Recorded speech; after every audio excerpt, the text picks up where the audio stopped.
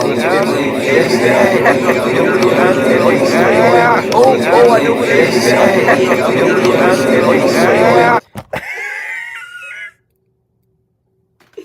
I had this stream playing on another tab. That was literally it. I thought there was some, like, major issue. I literally just had the stream playing on another tab. That was definitely not the way that I intended to start this stream out. I don't know if any of you guys heard anything that I said there. But cool. I appreciate all you guys for tuning in tonight. What's up, Roadster Jim, Jog, Storm Chaser 575, Chonkita, Brody, Sam. Who else do we have in here tonight? Carrot, Squashy Candle, Redbird, and everybody else that's just now joining in. How's it going tonight, everybody? I asked y'all in the Madness of Echo to rate your day on a scale of 1 to 10. At first, I really thought it was just because my curtain was, like, sweeping by, but then I remembered. But yeah, that was an accident. That was completely unintentional. 6 or 7. Okay, bro. We do have a dono goal for tonight, so if we get 5 $2 more donations, we will be doing a new episode of Tropic Talks tomorrow, so if we hit that, that would be pretty epic. Again, I'm not necessarily expecting us to hit that by any means, and again, donations are completely optional, but they do really help out this channel. Again, I'm not going to say this all stream like I did last night, but one last huge thank you to John McKinney, everybody that donated last night, and everybody that even just tuned in, liked the stream, and everybody that's back today from last night, welcome in. Now that we are in this active phase of viewership, we've got to grind. We've got to let everybody know what the channel's about. We've got to make sure that everybody knows that we are dedicated here. So I mean, it is our responsibility to, or my responsibility rather, to make sure that I am making the best of this, and we are going to be doing nightly streams for the next week or so, or however long. But I really do appreciate all this. Again, it helps me out more than you guys could ever know. Make sure to share the stream with a friend, especially if you know anybody that lives out there in New England, because here's a little sneak peek. Whoa, what was that? We're going to be talking about some pretty intense stuff tonight. Give me just a second here, chat. Let me close my door. I would like to fix the lighting in here. I don't know what to do for right now about that, but here, maybe if we... There we go. Yeah, it's probably not any better, but at least there's a different camera angle. So anyway, I'm glad y'all are having an amazing day. If you have not already, make sure to like and subscribe. Let's get 30 likes on this stream 3 nights in a row, question mark. Or 3 streams in a row anyways. But yeah. I think that's about all we need to say for the intro. Many of you guys probably already know this. Many of you guys maybe don't know this. But tomorrow, we are facing not only a huge, but a rare tornado threat across much of southern New England. We have a 2% tornado probability highlighted by the Storm Prediction Center from D.C. back down to far northeastern Virginia, all the way back down into far southwestern Connecticut. We also have the threat for damaging wind gusts and large hail all along the East Coast. We're going to be breaking down why I believe that could potentially be upgraded to a 5% tornado probability by the end of the night. And again, a lot of you guys have already probably seen some of this stuff on social media, but it looks pretty intense. Give me just a second here. Got the Dr. Pepper for tonight. Not quite as healthy as water, but... Anyways. So, this is the HRRR. This is one of our more reliable short-range forecasting tools. And we're going to break everything down here one by one, so any of you guys that aren't weather nerds, don't be afraid. I know 99% of the people watching this stream probably have no idea what they're looking at, but we're going to break that all down here in just a second. Will it be extended to Charlotte? I'm going to say probably not. That would be quite the jump. Anyways, we've got ourselves a nice little sounding here. This is taken from the environment in northern New Jersey at 4 p.m. Central, 5 p.m. Eastern. This would be just west of Newark, just west of the New York City metro area. This is what the environment's looking like according to the HRRR at about 4 p.m. tomorrow. Look at that hodograph. You've got a very nice curvature on that. I mean, that is close to a textbook hodograph for New England standards. Obviously, it's not perfect, but when is the last time you saw a hodograph that impressive in northern New Jersey? I don't think I have very often at all. And that is mainly because of our incredible wind profiles for this event. We've got 67. That was not intentional, but we do have 67 knots of wind shear at the cloud layer for this event. We got 49 knots of effective layer wind shear. We've got over 340 0 to 3 SRH. We've gotten over 260 0 to 1 SRH, which if you don't know, typically for a decent tornado setup, you're going to want to see about 100 0 to 1 SRH and about 200 0 to 3 for a bare minimum setup. So we're definitely in the realm of, potential tornado threat. Now, this is very interesting. The instability for this event is somewhat lackluster. We're dealing with 1,500 joules per kilogram of surface cape, 1,200 joules per kilogram of mixed layer. Now, there have been plenty of events in the past, and even over the past few months, that have been carried by their incredible shear content, even though they've had less than 2,000 cape, and that could certainly happen again. And as I just saw Carrot mention in chat, there are 3 cape is actually pretty impressive. According to this HRRR sounding, we're looking at over 100 cape within the first 3 kilometers of the atmosphere. Typically, for a tornado threat, you're going to want at least 50.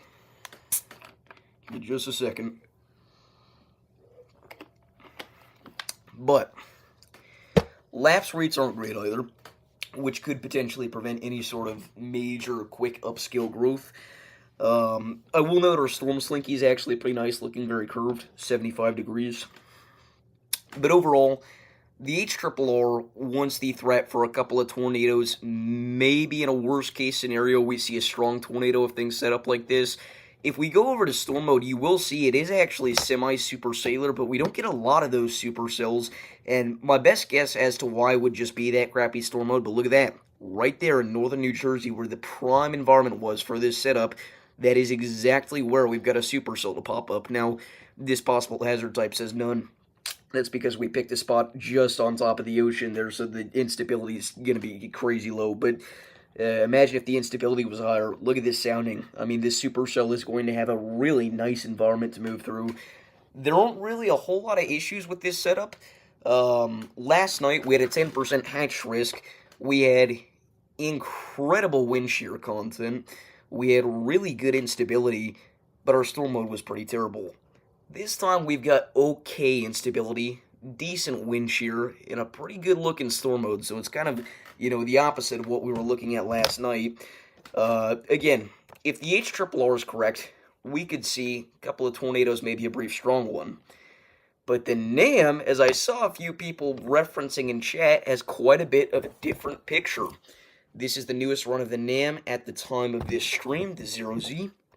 If we go ahead and cherry pick a sounding here, you'll kind of tell already from those STP values. But if we go over to 21Z, this time we're going to go southern New Jersey, since that's where the maxima of the environment potential looks to be.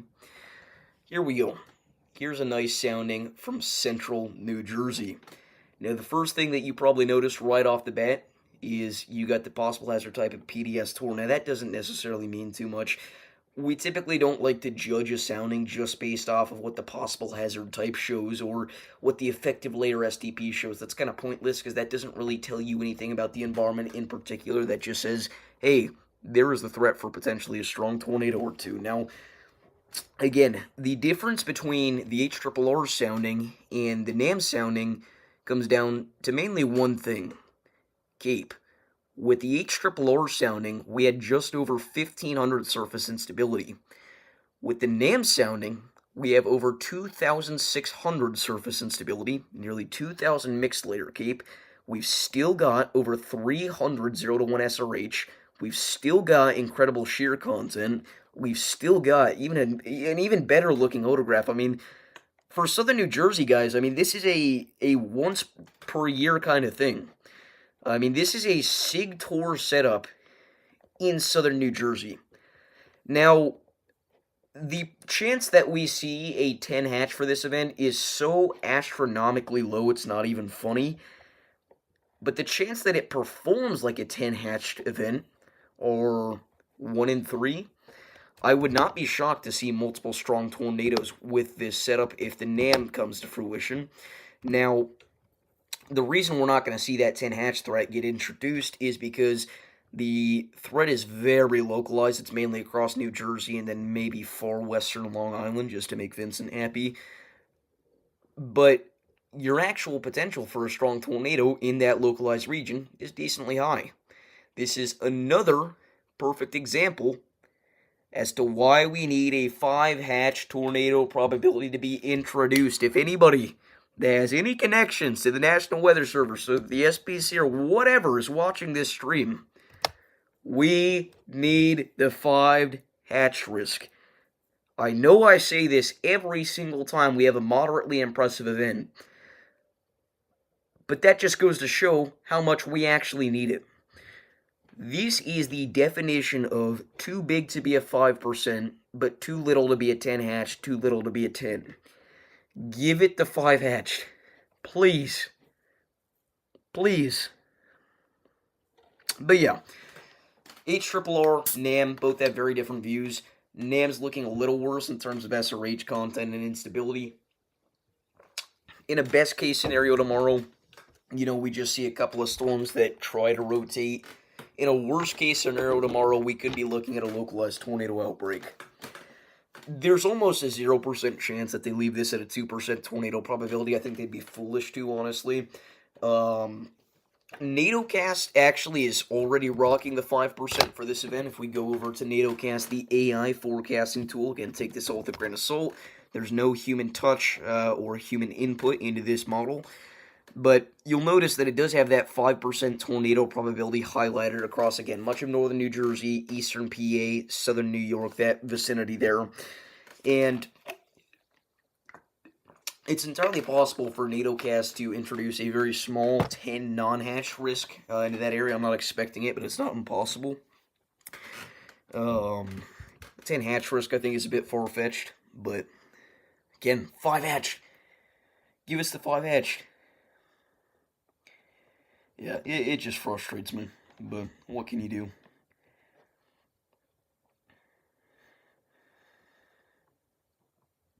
Best case scenario, a few tornadoes and possibly a strong tornado, and worst case scenario is several tornadoes and multiple strong to intense tornadoes. I wouldn't say so. I think best case scenario, we don't even have to see a single tornado. I definitely don't think we have to see a strong tornado in a best case scenario. At the end of the day, it is a very localized time frame. It's a very localized area. It's a very localized threat. Now, the bad news arises whenever we talk about the fact that this is an afternoon to evening time event. The one day out of the entire week that I can't go live for an afternoon to evening time event is Thursday. I get out of school at 3. I have Muay Thai until 5 because I'm a big, ultra cool karate guy. Then after 5, I have to drive back home from Muay Thai. It takes about an hour.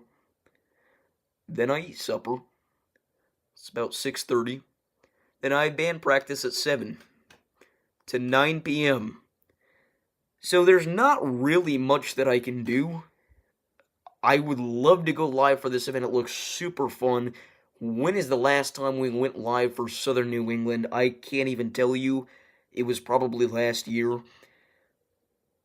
But unfortunately, the probability that I go live for this event is probably less than 30%. Now, there's a very, very, very small time frame. Again, say, 6 to 7 p.m. I'm not even trying to be funny. I'm not, but 6 to 7 p.m. That would be about the only time that I can go live for this event. And it does look like we could be watching that to be the peak if the HRRR plays out. If the NAM plays out, I think the NAM wants it to be a bit earlier. But it's not impossible. I don't want to make it sound like I'm definitely not going live. I just don't think it's very likely. But I don't know. Again, I'm going to try my hardest for you guys, especially if anything significant happens. At the very, very least, we will make sure that we're keeping you guys updated on the situation on our community tab. And then again, if we see any tornado warnings or any active tornadoes, you give there about a coin toss chance of there being a live stream. Dave's schedule's on overload. It's not even most days. It's literally just Thursday now. But yeah. It's not even most Thursdays. It is just this Thursday. Because they moved band practice from when it is usually on Tuesday to Thursday because it was raining Tuesday night. But we needed the rain. I'm not necessarily complaining. But yeah, it's just a tad bit frustrating. But what can you do? Again, if you're just now tuning in, please make sure to like this stream. We're trying to get 30 likes on this stream for the 3rd stream in a row. Be greatly appreciated. Also, make sure to subscribe if you have not already. We do this every day for areas all across the country. But yeah, I don't know. How's the storms in Alabama, northern near Huntsville or Decatur? As of right now, northern Alabama is going to be a-okay. I don't even think we have any storms out in that particular region of northern Alabama. Let's go ahead and check things out, though. Yeah, northern Alabama is going to be fine for right now. At this point, we're mainly just watching central Alabama and then 4 northern sections of Georgia. And again, it's not even necessarily a big threat. It is just your classic early fall, late summer pop-up thunder shower event. Usually you've got all that instability fueling these, and these can become some real big, scary thunderstorms, but at this time, we don't really have a lot of instability out here. I mean, we've got about 2,000, which is considered decent instability. But really, it's just barely enough to fuel these thunderstorms, considering we don't have any wind shear out here. But yeah, we need to talk about that as well. I was gonna make a Tropic Talks episode tomorrow, but we definitely cannot go the entire night without discussing this at least a little bit. Why? Okay, whatever. We need to talk about this. Let's go over to Tropical Tidbits, folks. And let's take a look at the Western Atlantic. So, as many of you guys probably know, today Tropical Storm Humberto officially developed. But, GFS, what are you doing? What are you doing? What are you doing? It has two tropical storms less than 100 miles away. At this point, Humberto would be a hurricane. We have had such a boring hurricane season. The fact that we're in the final week of September and things are finally starting to look interesting is insane. But man, they are starting to look so interesting. Because not only is the GFS pointing at, hey, potentially we could see two tropical systems at the same time, also the National Hurricane Center likes that idea, as well as the Canadian model, but we're also watching something that could be making a beeline for the southeast coast next week. This is over 240 hours out, take this all with a grain of salt, but what's that little guy? Again, take this more as just a signal that something could happen, rather than this is going to happen and this is exactly where it's going to be. But it sure as heck looks interesting. It would be kind of hilarious in a way if the first hurricane of the entire season to make landfall in the United States was in October. And I mean, the Euro has Humberto becoming an incredibly strong system, like Category 5, guys. I mean, 931 millibar low pressure system is Category 5 intensity. But yeah. I don't remember, does the Canadian have that next storm? It does not quite have it yet, because it only goes 240 on the 12Z, but we go to the 0Z, do we not get a 360-hour run? Is that just Euro? I think I might be losing my mind. Yep, here we go. Let's see, 12Z Euro. What do you got? Dude, come on. The one stretch of frames that we need will not load. Any day would be spectacular. Yep, nothing for that third storm on the Euro, although it does have the I name potentially making way towards the East Coast. Again, that's over 250 hours out. We don't have a lot of model upgrades to support that idea, so wouldn't worry too much about that, but maybe interesting to watch. But yeah.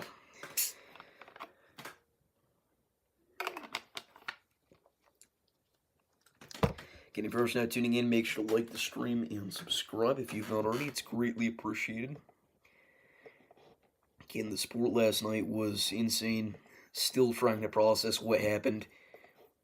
I was like a freaking celebrity today at school.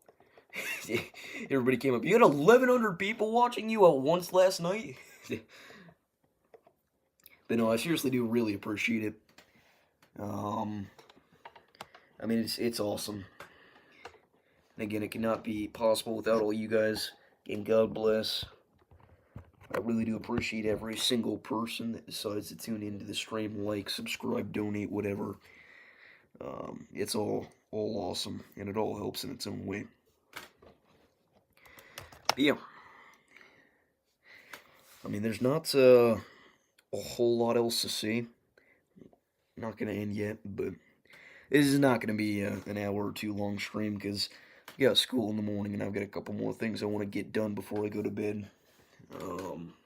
Also kind of hungry, so I think there's some leftover taco meat. Maybe I have some tacos. 9:30 p.m. tacos, nothing better.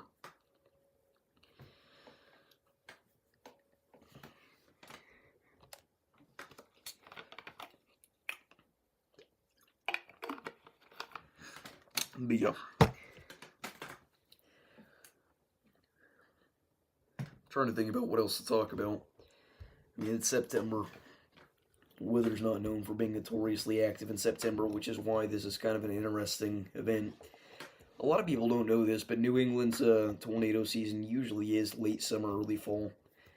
But it has been quite quiet this year. Really, the northern plains have seen quite a bit more action than southern New England.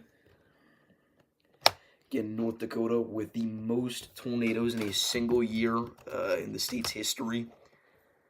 I mean, it has been insane. Then over the past few days, we've just been seeing a few brief Cape NATOs out here in the Midwest, most of which have been rated EF0. We had this little guy down here in Kentucky. This was rated EF0 near Brooksville. This was just 2 days ago. Looks like it downed some trees there. But if we zoom out, get the wide picture, we had another tornado back here in southwestern Wisconsin. I believe this was also on the 22nd. Yes. We also had a brief tornado in Michigan. This one was actually warned. We had a few tornadoes in Michigan near the city of Bel Air. This one was actually rated at EF1 intensity. Looks like we had some tree trunks snapped, some trees uprooted. And then if we go back another day, we'll actually get a look at a couple more tornadoes, but the one I wanted to focus on, actually back here in the land of Davis, out here in central Illinois near Mason City, had this brief EF0 stovepipe that made its way just east of town. Decently impressive view of it, but there's some of your stray corn wrapped around the power line, only in the Midwest. Gang, we're 6 likes away. What's up, PA Storm Trackers? Let's get a W in the chat for PA Storm Trackers. How's it going tonight? I appreciate you tuning in. We're just kind of chilling here, forecasting for tomorrow. Let's get a W in the chat for PA Storm Trackers, everybody. That's awesome. We may be heading out. That would be epic. That's kind of a long drive for you guys, but that'll certainly be an event to watch. I mean, it's not too often that you're going to see the potential for a SIG tour in southern New England. Finally, something close that we can chase you out. Yeah, it looks like the spot is going to be New Jersey. But, again, I mean, that really impressive SRH content is the thing that you don't see too often in southern New England. And that is what's fueling this event for the most part. Again, decent instability for sure, but here's the 1Z HRRR. Again, 0Z has a much better view, but the 1Z still does have a decent environment. Again, it doesn't quite get to the climax yet, but if we take a little sounding here from central New Jersey, you can see you got that decent instability, you've got decent shear. SRH content's a little more lackluster on this one, but again, we just took a random sounding there. If we actually were paying attention, we'd get something. 5-hour drive, yeah, that is definitely something. But yeah, I mean, as we were saying earlier, this is the definition of a 5-hatched event. I would be shocked if they didn't upgrade to a 5%, at least by the 13Z update, but I'd imagine they're going to do it at 6C. Are we supposed to get 5-hatch in 2026? It's possible. With the whole SBC Outlook overhaul. I feel like the people that wanted a 5-hatch, though, aren't really going to be happy with the entire thing, because they wanted a 5-hatched. They didn't want a whole rebrand as to how the Storm Prediction Center forecasts, but, you know, it is what it is. We're at 25 likes, 5 away, chat. It's certainly Jake. Now, its accuracy has been, you know, moderate at best, but it is a cool feature. I mean, it's not like it was supposed to be, you know, super 100% accurate all the time. It is an experimental feature. They just introduced it. But yeah, I've enjoyed it while it's around. It's quite epic.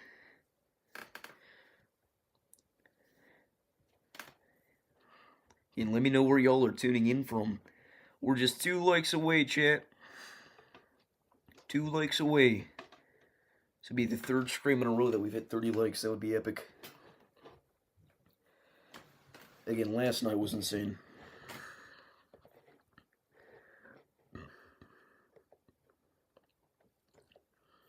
You know what? I've never done this before. Q&A. Here we go, chat. If you want to ask me a question, I think you can just click the little box at the top of the chat.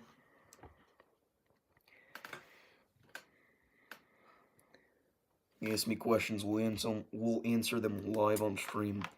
Hi from Nashville, Tennessee. How's it going? Seattle.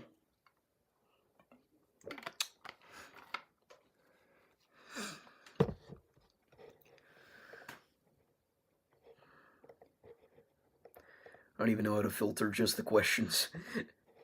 Is Lake City the most beautiful tornado of all time? Nope. Madison, Alabama. Myrtle Beach here. You can tell by your name. So we got some variety. We've got some Southerners. We've got some Pacific Northwest. We've got some New Englanders.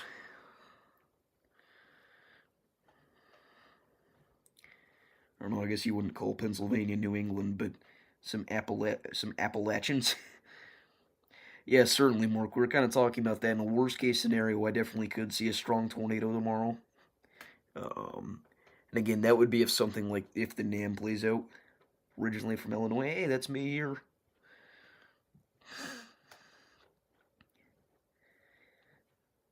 Not a great state, if I do say so myself.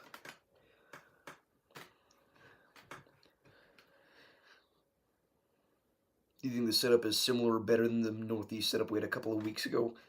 I would say slightly more impressive. The setup that we had a couple of weeks ago was... I've got to remember exactly what happened. We ended up seeing 3 tornadoes, if I'm not mistaken. That was also a 5% event, I think. Fact check me on that. I believe that one had much lower SRH content than this one. Actually, hold on. I don't think it did. Hold on. Let's look at this. Chase archive. Let's check this out. Go over to New England. Do they not have anything for that event? Are we serious? They don't. Shoot. It wasn't in August, was it? Almost certain it was in September, yeah.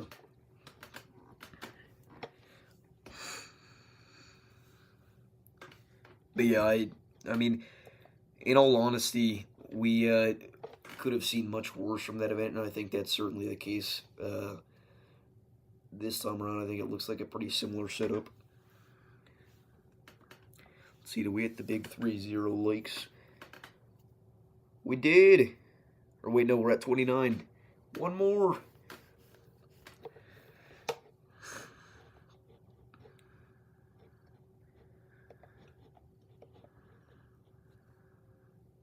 It's at 30. Epic. W's in the chat. Again, I really do appreciate all the support recently. It is very awesome to know that even if we're just kind of chilling here for, 45 minutes or whatever, that at least 30 people have enjoyed the content enough to let me know. I mean, that's awesome. That's really cool stuff. So, really do appreciate that.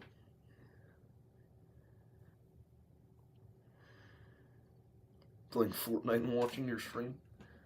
Epic. But yeah, I mean, that is that's about all we had for tonight. So I don't know know if we're going to stick here for longer, if we're going to end off or what. I would like to hang out, but again, I got a couple more things to do before I go to bed. And like I said, I'm a little hungry as well, so. How come that thunderstorm in Decatur, Alabama isn't producing lightning? I mean, it's not super intense. It's barely even producing rain. Let's see, Decatur. Isn't that up here? I should really know this. Decatur has like a 15,000 population in Alabama. There we go. So yeah, again, that little cell there near Decatur is really nothing more than a thunder shower.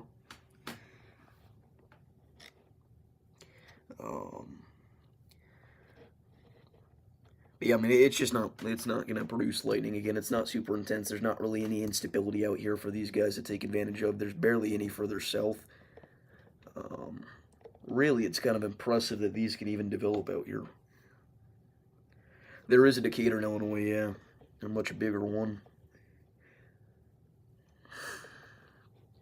What is Decatur, Alabama's population?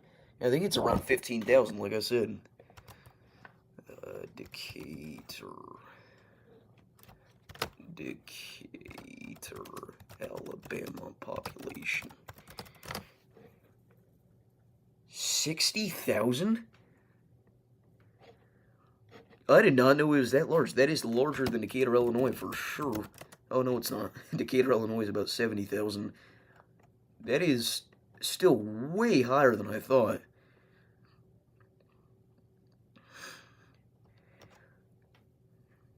Hey, I mean, small southern towns did have a pretty decent rise during the pandemic. Good for them. 60,000 people, and it took me like 30 seconds to find it on a map. That is sad.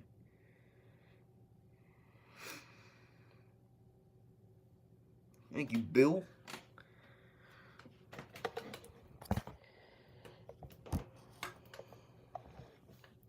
Let's see, we get any more questions? We did not.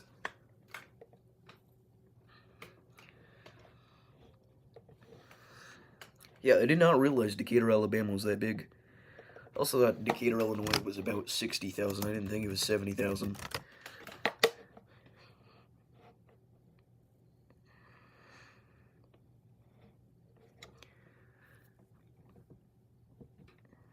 But yeah.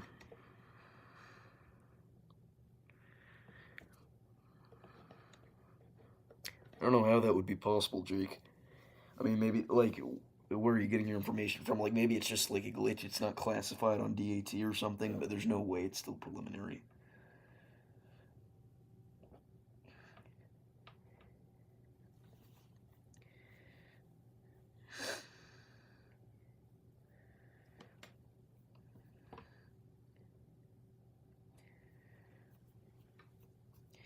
But yeah, I mean, that is legitimately all I had for tonight. So I appreciate all you guys for tuning in. I think we're going to end things off here. Again, I give it about a 30% chance that we're live here again tomorrow. If we are, it's going to be early evening, 6 or 7 p.m. But I do appreciate y'all for tuning in. Again, love you guys. Have a great rest of your night. God bless. Peace.